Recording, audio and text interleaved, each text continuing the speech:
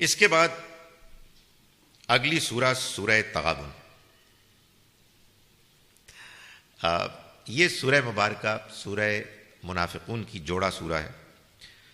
یہاں ہم نے دیکھا کہ اللہ تعالیٰ نے منافقین کے بارے میں وضاحت فرمائی کہ یہ کس طرح کے لوگ ہیں، یہ کیا کرتے ہیں، ان کا کیا انجام ہے، اور ان کی کیٹیگری میں کو بلونگ نہ کرنے کا، اس سے بچنے کا کیا طریقہ ہے.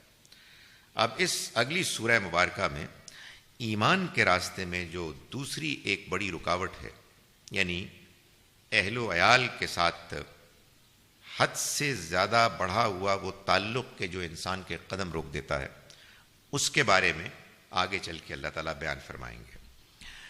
بسم اللہ الرحمن الرحیم. یسبح للہ ما فی السماوات و ما فی الارض. تسبیح کرتی ہے اللہ کی وہ سب کچھ، ہر چیز کہ جو آسمانوں اور زمین میں ہے. لہ الملک و لہ الحمد. اسی کی بادشاہی ہے اور وہی شکر کا حقدار ہے، ڈیزرو کرتا ہے. وہو علی کل شیء قدیر. اور وہ ہر چیز پر قدرت رکھتا ہے. آسمان اور زمین میں جو کچھ ہے وہ اپنے وجود سے اس بات کا اظہار کر رہے ہیں کہ اللہ ہی ہے کہ جو اس کائنات کا مالک ہے. اس نے جو چیز پیدا کی توازن سے پیدا کی، اس کے ہاں کوئی خامی نہیں ہے. اس لیے یہ نہیں ممکن کہ اس زندگی کے بعد سب کچھ ختم ہو جائے. ایک اور زندگی لازماً آئے گی. وہ بادشاہ ہے، اسی کے لیے تمام تعریف ہے، یعنی سب کو اسی کی تعریف اور شکر کرنا چاہیے. اور جب وہ کوئی فیصلہ کر دے تو پھر اس کے فیصلے میں کوئی رکاوٹ نہیں بن سکتا، اس لیے کہ وہ ہر چیز کے کرنے پر قدرت رکھتا ہے. هو الذی خلقکم. وہی ہے، وہی خدا ہے جس نے تم کو پیدا کیا. فمنکم کافر ومنکم مومن. پیدا کیا اس نے، پھر تمہیں اس نے آزادی دے دی، تمہیں اختیار دے دیا، تو تم میں سے کافر بھی ہیں اور تم میں سے مومن بھی ہیں. یعنی وہ چاہتا تو تمہارے لیے کوئی اور طریقہ اختیار کر لیتا، لیکن اس نے تم کو جو حیثیت دی ہے، تمہارے اندر جو اس نے شخصیت ڈیزائن کی ہے، اس میں اس نے یہ طے کیا کہ تم لوگ ارادے اور اختیار کے ساتھ اس دنیا میں زندگی بسر کرو گے. چنانچہ کچھ لوگ وہ ہیں کہ جو انکار کی روش اختیار کرتے ہیں، اور تمہیں میں سے کچھ لوگ وہ ہیں کہ جو ایمان لاتے ہیں. واللہ بما تعملون بصیر. اور اللہ جو کچھ تم عمل کرتے ہو اس کو دیکھتا ہے. خلق السماوات والارض بالحق. اس نے آسمانوں اور زمین کو پیدا کیا برحق.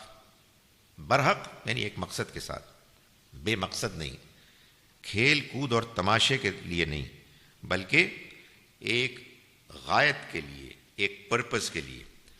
وَصَوَّرَكُمْ فَأَحْسَنَ صُوَرَكُمْ. اور بات سمجھانے کے لیے اس نے ایک دلیل پیش کی، اور اس نے تمہاری صورت گری کی، تمہیں صورتیں بنائیں تمہاری، اور نہایت اچھی صورتیں بنائیں. یعنی کیسی کیسی شکلیں ہوتی ہیں، کیسی کیسی اپیرنس ہوتی ہے. اللہ کی شان ہے، اس کی قدرت ہے. بھلا یہ سب کچھ بیکار ہے؟ یہ سب مٹی میں مل جائے گی اور اس کے بعد یہ سارا قدرت کا کارخانہ کار عبث ہو جائے گا، خاک میں مل کر اس کے بعد کچھ بھی نہیں ہوگا. یہ کیسے ہو سکتا ہے؟ جس نے اتنی عمدہ تخلیق کی کہ جس پر تم بھی فخر کرتے ہو، کتنا عمدہ اس نے تمہارے چہروں کو بنایا. وَإِلَيْهِ الْمَصِيرُ. اور اسی کی طرف تم کو لوٹ کر جانا ہے.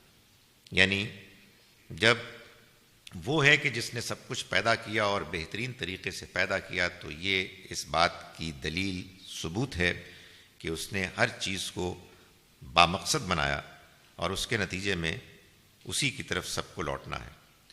یعلم ما فی السماوات والارض. وہ زمین اور آسمانوں کی ہر چیز کو جانتا ہے. وَيَعْلَمُ مَا تُسِرُّونَ وَمَا تُعْلِنُونَ.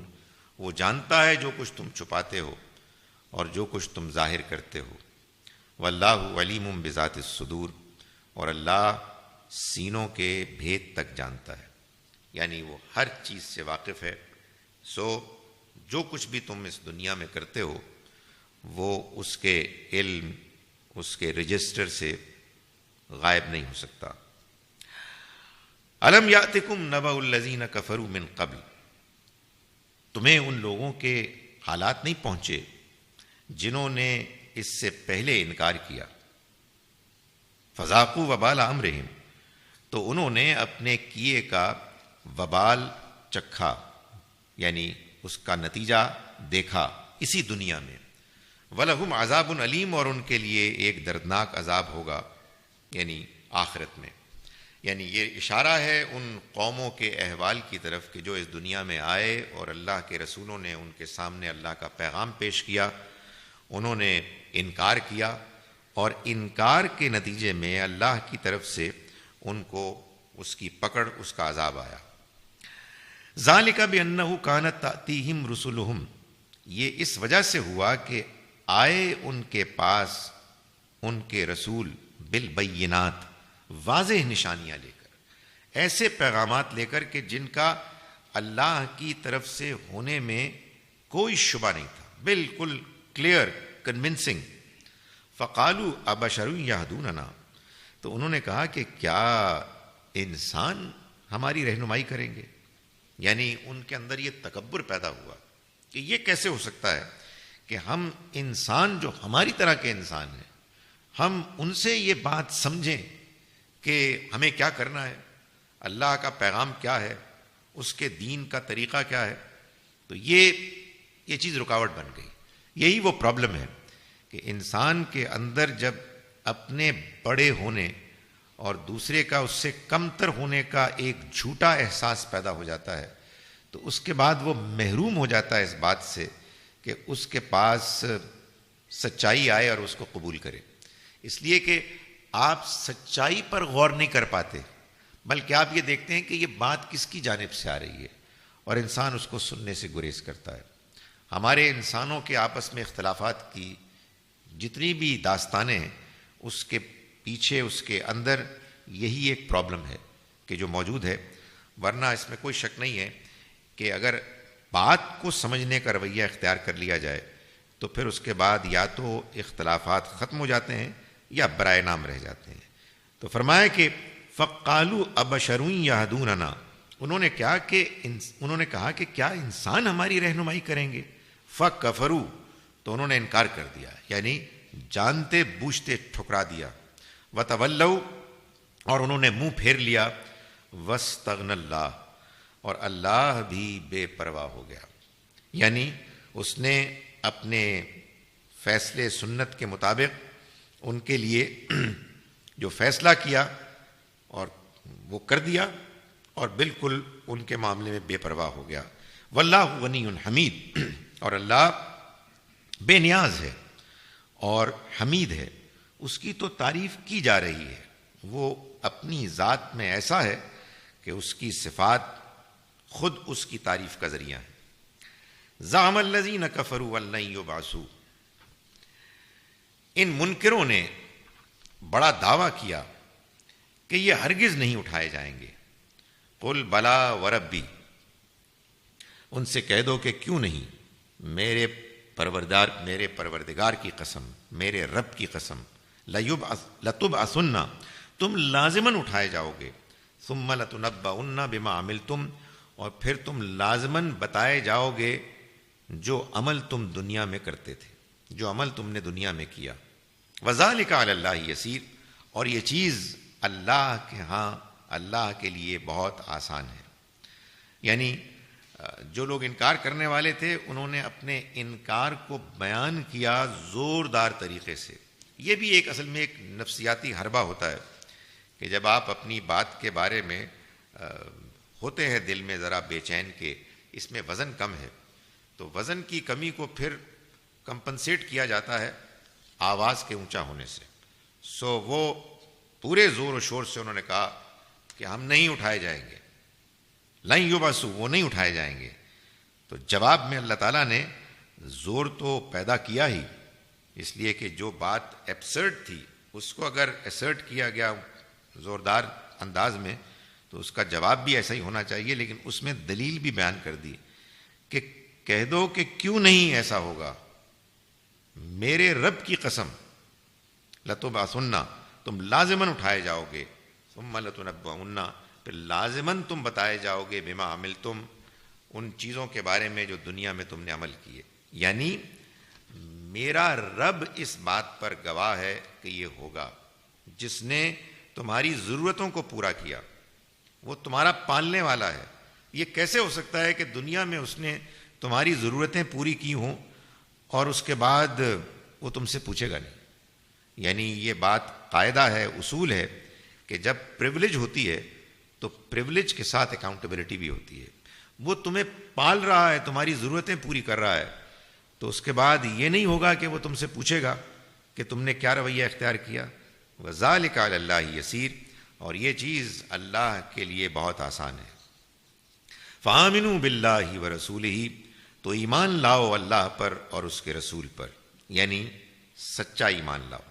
وَالنُّورِ الَّذِي أَنزَلْنَا، اور اس نور پر کہ جو ہم نے نازل کیا، یعنی یہ قرآن، یہ روشنی جو ہم نے نازل کی. وَاللَّهُ بِمَا تَعْمَلُونَ خَبِيرٌ، اور جو کچھ تم کرتے ہو اللہ اس سے باخبر ہے. یعنی تم ایمان لاؤ جیسا کہ ایمان لانے کا حق ہے اس کتاب اور اس کتاب کے لانے والے پیغمبر پر، اور یہ جان لو کہ جب تم صحیح رویہ اختیار کرو گے تو اس کے بعد جو کچھ تم کرتے ہو اللہ اس سے پوری طرح آگاہ ہے. یوم یجمعکم لیوم الجمع، اس دن کو یاد کرو کہ جس دن وہ تمہیں جمع کرے گا ایک جمع ہونے والے محشر کے دن. ذالک یوم التغابن، وہی در حقیقت ہار اور جیت کے فیصلے کا دن ہوگا. یعنی اس دن فیصلہ ہوگا اصل میں کہ کون جیتا اور کون ہارا. یہ جو یہاں کی کامیابی اور ناکامی ہے یہ سب ایک آزمائش ہے. جس کو کچھ دنیا میں ملا وہ بھی آزمایا جا رہا ہے، جس کو کم ملا وہ بھی آزمایا جا رہا ہے. اصل ہار اور جیت، کامیابی اور ناکامی کا فیصلہ اس دن ہوگا جس دن تمام انسانوں کو وہ اکٹھا کرے گا. وَمَن يُؤْمِن بِاللَّهِ وَيَعْمَلْ صَالِحًا، اور جو ایمان لایا اللہ پر اور جس نے نیک عمل کیے، یکفر عنہ سیئاتہ، وہ دور کر دے گا ان سے ان کی برائیاں، ان کے گناہ، یعنی ان کے گناہ وہ جھاڑ دے گا. وَيُدْخِلْهُ جَنَّاتٍ تَجْرِي، اور وہ انہیں داخل کرے گا ایسے باغات میں تجری من تحتها الانہار، بہتی ہوں گی جن کے نیچے نہریں. خالدین فیہا ابدا، وہ رہیں گے اس میں ہمیشہ. ذالک الفوز العظیم، اور یہ ہے بڑی کامیابی، یعنی اصل بڑی کامیابی تو یہی ہے.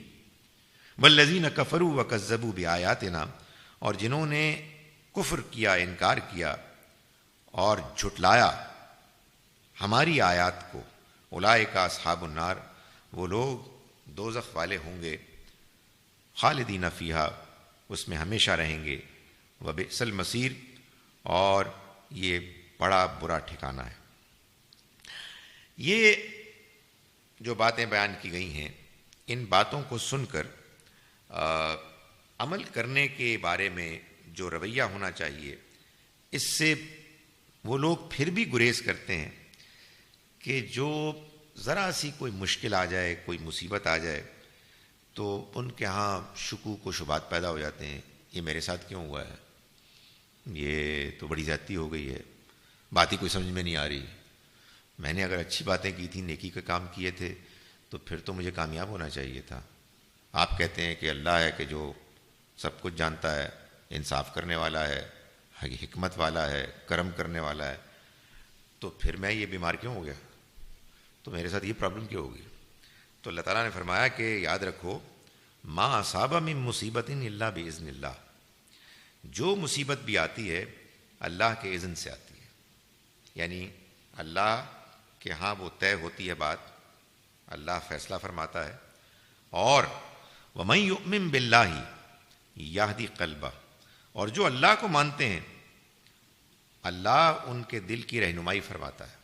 یعنی اس طرح کے موقعوں پر جب کوئی مشکل آتی ہے تو جو لوگ صحیح طور پر ایمان لاتے ہیں ان کی اللہ تعالیٰ رہنمائی فرماتے ہیں، ان کو حوصلہ دیتے ہیں، ان کے اندر اس آزمائش میں پورا اترنے کی توفیق بھی ان کو ملتی ہے.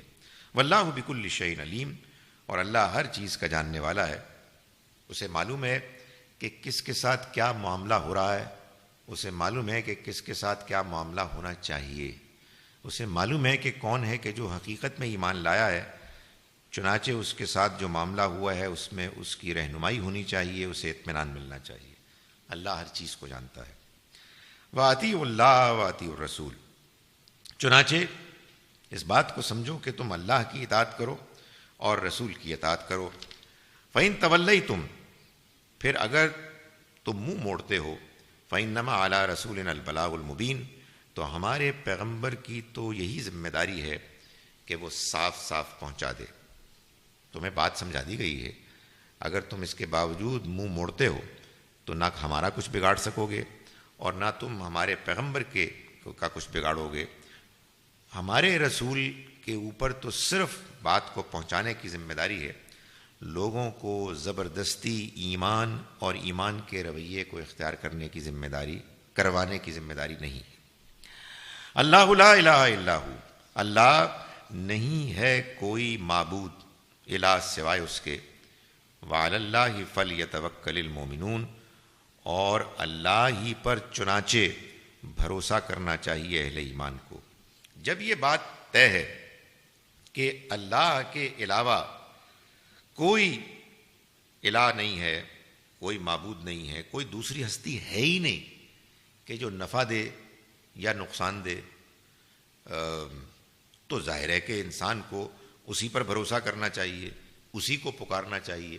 جب وہی بنانے والا ہے، وہی دنیا کو چلا رہا ہے، جب فیصلے وہی کرتا ہے، وہی نافذ کرتا ہے، تو پھر تو اسی پر اعتماد بھروسہ ہونا چاہیے، اسی کو پکارنا چاہیے.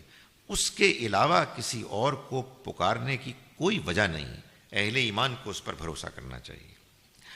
یا ایھا الذین آمنوا، ایمان والو، ان من ازواجکم و اولادکم عدوا لکم فاحذروہم، تمہارے بیویوں اور تمہاری اولاد میں سے تمہارے دشمن بھی ہیں، چنانچہ تم ان سے بچو، یعنی ان سے ہوشیار رہو. وہ مسلمان ہو گئے ہیں مگر ایمان کی حقیقت ان کو سمجھ میں نہیں آئی ہے، تو جب تم اپنا وقت دین کے مقصد کے لیے لگاتے ہو، اپنا مال خرچ کرتے ہو، تو وہ تمہارے راستے میں رکاوٹ بنتے ہیں. وہ کہتے ہیں انہیں کیا ہو گیا، اور تمہارا راستہ روکتے ہیں، تمہیں کوشش کرتے ہیں کہ اس راہ سے ہٹا دیں، اس لیے کہ ظاہر ہے کہ ان کو اس طرح سے دین کی حقیقت سمجھ میں نہیں آئی ہے. تو ذرا ہوشیار رہو، یعنی یہ ہوگا. مگر کیا اس کا یہ مطلب ہے کہ تم ان کے ساتھ مار دھاڑ شروع کر دو، سختی شروع کر دو؟ نہیں. وَإِن تَعْفُوا وَتَصْفَحُوا وَتَغْفِرُوا فَإِنَّ اللَّهَ غَفُورٌ رَحِيمٌ، اگر تم عفو و درگزر اور چشم پوشی سے کام لوگے اور معاف کرو گے تو یہی بہتر ہے، اس لیے کہ اللہ غفور الرحیم ہے. یعنی سختی کرنے کی ضرورت نہیں ہے. یہ مرحلے ہوتے ہیں، یہ مختلف سٹیجز ہیں. آپ کو اگر آج بات سمجھ میں آ گئی ہے تو آپ بھی اس سے پہلے ایک پچھلی سٹیج سے گزرے تھے. دوسرے لوگ بھی ہیں کہ جو اس طرح کی سٹیجز سے گزرتے ہیں. اگر آپ کو یہ محسوس ہوتا ہے کہ آپ کے گھر والوں میں، رشتہ داروں میں، جاننے والوں میں کچھ لوگ ہیں کہ جن کو بات سمجھ میں نہیں آئی ہے، تو اس کا یہ مطلب نہیں ہے کہ آپ کا رویہ سخت ہونا چاہیے، آپ لوگوں کے ساتھ بدتمیزی کریں اور اپنے ایمان اور اپنی دینداری کی دھونس جمائیں. اس کا مطلب یہ ہے کہ آپ کھوکھلے ہیں. آپ کو چاہیے کہ اگر کوئی رکاوٹ آ رہی ہے تو اس رکاوٹ کو آپ فیس کریں، اپنے آپ کو صحیح عمل کے کرنے سے نہ روکیں، لیکن گھر والوں کے معاملے میں آپ درگزر، عفو اور نظر انداز کرنے کا رویہ اختیار کریں، اس لیے کہ اللہ بھی مغفرت کرنے والا، رحم کرنے والا ہے. یعنی یہ اشارہ ہے اس طرف کہ وہ بھی اگر آپ غور کریں تو آپ کے مان میں بھی کچھ کرتا ہے.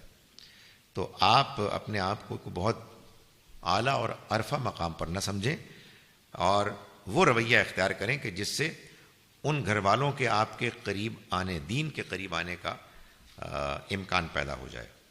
انما اموالکم و اولادکم فتنہ، تمہارے مال اور تمہاری اولاد یہ تو ایک امتحان ہے. واللہ عندہ اجر عظیم، اور اللہ اس کے پاس بڑا اجر ہے. یعنی یہ جو دنیا کی زندگی میں رشتے، ناطے، تعلقات ہیں، وسائل، اسباب ہیں، یہ سب تو ایک امتحان ہے. اس غرض سے اللہ تعالیٰ نے یہ ہمیں دیے ہیں تاکہ ان میں رہتے ہوئے ہم جو ذمہ داریاں ہیں ان کو بھی پورا کریں، اور ساتھ ہی اپنے ایمان کی روشنی میں زندگی گزاریں. اور اس زندگی میں اگر کوئی مشکلات، کچھ رکاوٹیں آ رہی ہیں تو ان کو مومنانہ طریقے سے فیس کریں. فاتقوا اللہ ما استطعتم، چنانچہ تم اللہ سے ڈرتے رہو جتنا ایک تمہارے لیے ممکن ہے. یعنی حد الامکان کوشش کرو کہ اللہ سے ڈرتے رہو، اللہ کا تقوی اختیار کرو. اللہ تم سے کوئی ناممکن چیز تو ایکسپیکٹ نہیں کرتا، لیکن یہ بھی نہیں ہے کہ تم اپنے آپ کو بالکل آزاد ڈھیلا چھوڑ دو. اس کی موجودگی کے احساس کے تحت زندگی گزارو اور اپنے آپ کو حدود میں رکھو جتنا ایک تمہارے لیے ممکن ہے. واسمعوا واطیعوا، اور سنو اور اطاعت کرو. یعنی جب تم نے پیغمبر کو مان لیا، ان کے لائے ہوئے دین کو مان لیا، تو اس کے دین کو سمجھو اور اطاعت کرو. وانفقوا، اور خرچ کرو، یعنی اس کے راستے میں ضرورت مندوں پر اور اس کی دین کی بہتری کے لیے. خیرا لانفسکم، یہی چیز تمہارے لیے بہتر ہے. ومن یوق شح نفسہ، اور جو اپنے دل کی لالچ سے بچا لیا گیا، فاولئک هم المفلحون، تو یہی لوگ ہیں کہ جو فلاح پانے والے ہیں. دل کی تنگی ہے کہ جو انسان کو اللہ کے راستے میں خرچ کرنے سے روکتی ہے اور اپنی خواہشات کو پورا کرنے کی طرف مائل کرتی ہے. جو دل کی تنگی سے محفوظ رہے وہی فلاح پانے والے ہیں. ان تقرضوا اللہ قرضا حسنا، اگر تم اللہ کو قرض دو گے اچھا قرض. ایک تو اللہ کو قرض دینا، یعنی اللہ تعالیٰ کہتا ہے کہ یہ دین اور اس کی پروموشن ہے تو میرا کام، اگر تم اس میں میرے ساتھ تعاون کرو گے تو اصل میں تم مجھے قرض دے رہے ہو، میں اس کو لوٹا کے تمہیں دوں گا. یہ اس کی مہربانی، اس کی عنایت ہے. لیکن یہ فرمایا کہ یہ قرض اچھا ہونا چاہیے، یعنی اچھی نیت سے ہونا چاہیے، حسن سلوک اور اچھے رویے کے ساتھ ہونا چاہیے، اور اچھا مال ہونا چاہیے. یعنی نیت بھی اچھی، اور دینے کے بعد یہ نہیں کہ آدمی احسان جتلا رہا ہے، بلکہ وہی ہمبلنس ہے کہ جو مطلوب ہے، اور ساتھ ہی ساتھ جو دیا ہے وہ بھی اچھی چیز ہو. تو یضاعفہ لکم، وہ بڑھا چڑھا دے گا اس کو تمہارے لیے. ویغفر لکم، اور تمہیں معاف کرے گا. واللہ شکور حلیم، اور اللہ بڑا قدردان ہے، بردبار ہے. یعنی قدردان ہے جو تم اس کے لیے عمل کرتے ہو، اس کی قدر کرتا ہے. بردبار ہے جو تم سے لغزشیں ہوتی ہیں ان کو معاف کرتا ہے. عالم الغیب والشہادہ، وہ حاضر اور غیب کا جاننے والا ہے. العزیز الحکیم، وہ زبردست ہے، حکمت والا.